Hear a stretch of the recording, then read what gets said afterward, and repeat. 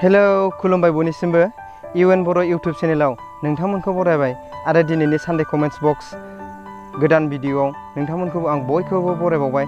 दिनै Sunday comments बक्सआ माबोरै जायो होनना बुङोबा नोंथांमोननि कमेन्ट्सजोंनो सानडे कमेन्ट्स बक्सखौ बानायनाय जायो। बिदिबा नायलांदो।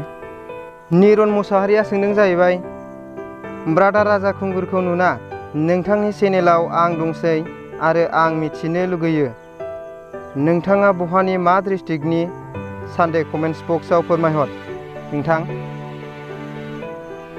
राजा खुंगुरजों आंजों जोङो एखमबा लोगो हमलायो आरो आङो क'क्राझार डिस्ट्रिक्टनिनो आंनि पस्ट अफिसा हुल्टुगाव, आङो हुल्टुगावनि सिङावनो दङ। गोजोननाय थाबाय नोंथांनिसिम।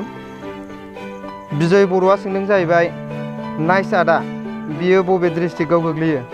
फंबाय नोंथांनि सोंनायाबो एखेयानोमोन, थेवब्लाबो फिननायखौ होनो नाजानोसै।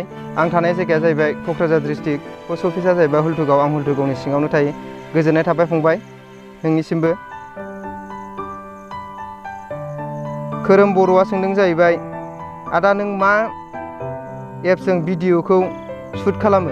फंबाय आङो अपेन केमेरा होननाय एप्सजों भिडिअखौ शुट खालामो आरो गोबां एप्सफोर दङ आरो थेवब्लाबो आङो दा अपेन केमेराजों शुट खालामो। बिदिब्ला गोजोननाय थाबाय नोंथांनिसिमबो।